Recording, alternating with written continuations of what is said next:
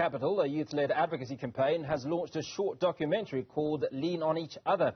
The film tackles youth unemployment and how social connections can create a thriving country for young people.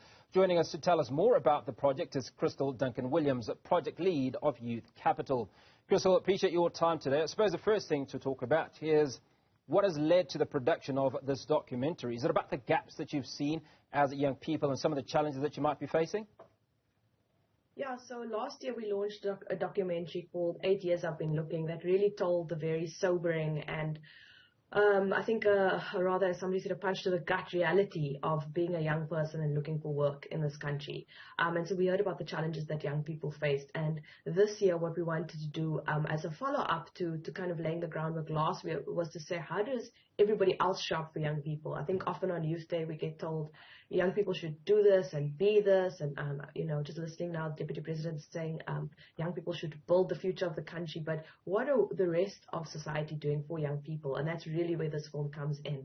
A lot of the times the major crisis of youth unemployment can feel too big for the average South African to take a part in. We can say it's government's role, it's civil society's role, it's private sector's role.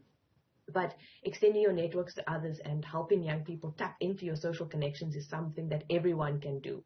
And so that's really what the basis for this film is. And we hear from 7 different people across, lines of age, race, class, and sector, telling us about how just knowing the right person and having access to information and knowledge has led to where they are today, and how we need to do the same thing for all young South Africans, and something we should be thinking about not only on Youth Day, but every day. Well, I'd imagine that part of the strategy and coming up with this initiative was looking at the numbers of young people in South Africa. Talk to us just how many young people are you speaking to who are of this age that is able to network, connect, and come up with some of these business ideas or lean on each other? Yeah, so, if we look at young people, they make up more than half of the working age population.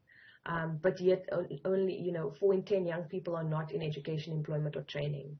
So when we say to young people, they need to, make the connection, they need to be the ones to find a mentor. You're talking to young people who are living in households where, there aren't any employed adults. They themselves have never had a job. 80% of young people who are unemployed have never worked, and so they don't have access to the resources and the social connections that even make them aware of opportunities or what it's like to create a LinkedIn profile or how to show up for an interview or how to behave in the workplace if you get the job. And so, we really are saying that it's on the rest of us, to say to young people, hey, I see you're new at the office, can I, have a coffee with you, tell you a bit about the office culture. I hear somebody in my church, a young person at my church is struggling to find work. Maybe I should offer to lend them some clothes for a work interview, offer to pay for their taxi ride to get to the interview. Things like this, we can just extend what we have. We all have some privilege, some of us more than others. And how do we think about using that privilege to help young South Africans to thrive, to set up a small business, to set up a thriving business, so that they can create employment for others, but they can't do it on their own.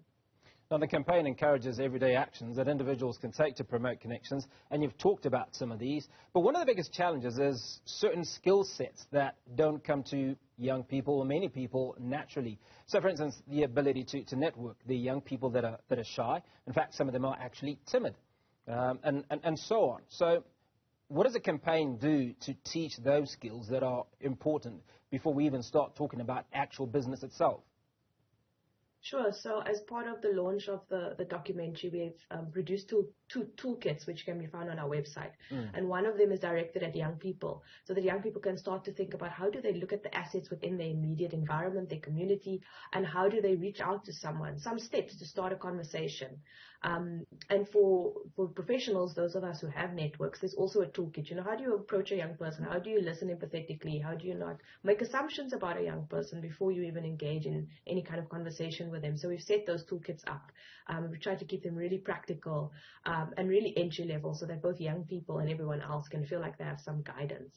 And that's what the Stand Up campaign really does. So the film is just a culmination of the campaign, which runs all through the month. And as you mentioned, some real practical actions that we're speaking about on social media and through a newsletter to really get people going on how they can make the circle bigger for young people. I quite like the title, Lean on Each Other, and it speaks about how youth can tackle unemployment. And obviously it's featured various contributors, as we've said. Now, highlight some of those contributors and some of the key stories that we can look forward to, or certainly that young people can look forward to when they watch the film. Sure.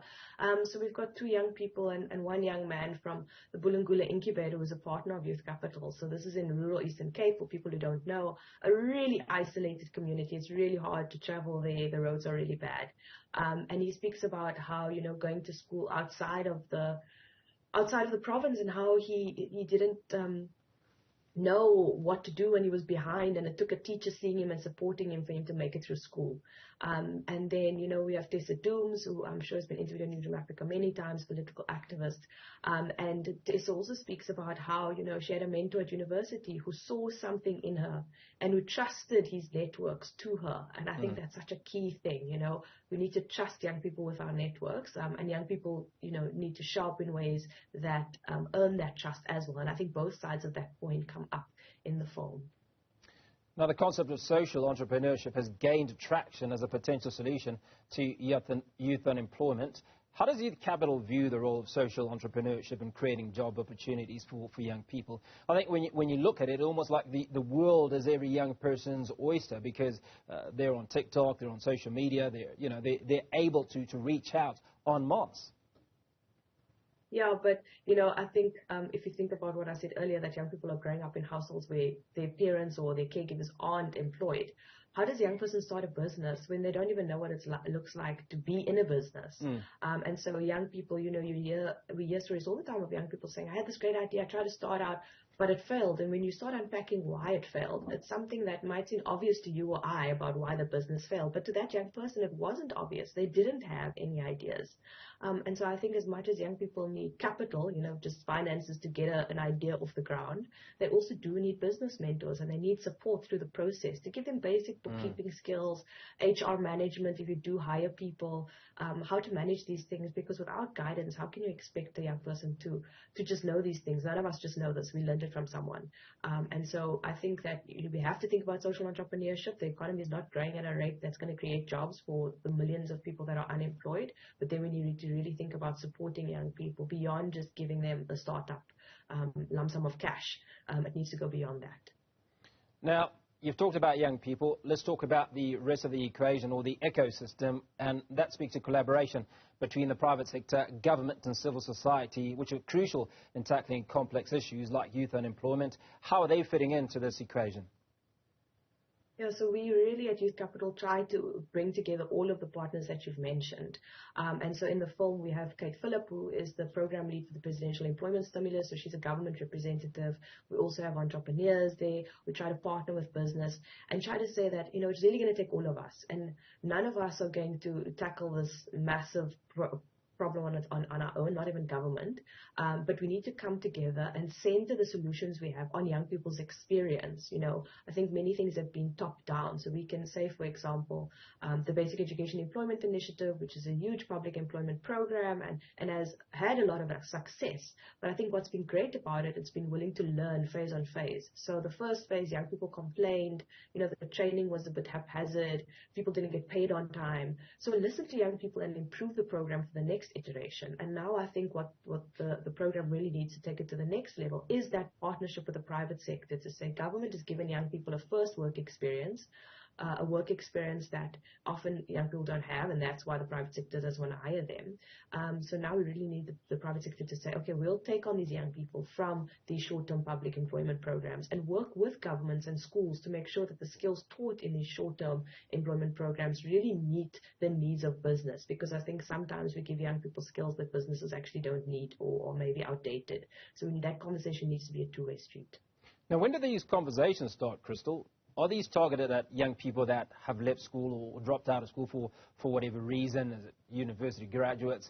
Are we talking to learners when they're still in high school? We have to address the entire pipeline, and it's why we have asked anybody who supports the work and endorses our vision to support the action plan, which are the 10 key points we think we need to address on young people's journey from learning to earning. As you say, learning could be anything. It could be dropping out of high school, it could be a university graduate, and everything in between. And we need to support young people across that entire journey. I think there's no silver bullet, there's no one magic answer to this. And so through the action plan, we try to figure out which partners are addressing which points. And so when we do run specific campaigns or have meetings or reports that come out around these particular points, that we bring in all of the players, because I think that's really key, that cross-sector collaboration that's needed. And before we leave you to enjoy what's left of your youth day, speak to us. How do people access you? How do people get to watch Lean on Each Other? Sure. So youthcapital.co.za, the film is up there. You can go and take a look. It's in partnership with WOZA, who's a health and film advocacy organization, and so you can see it on their social media as well, and you can find us at Youth Capital SA all across social media. So please go and look out for it and sign up for the stand-up campaign. Kristal Duncan-Williams, Project Leader, Youth Capital. Appreciate your time this afternoon.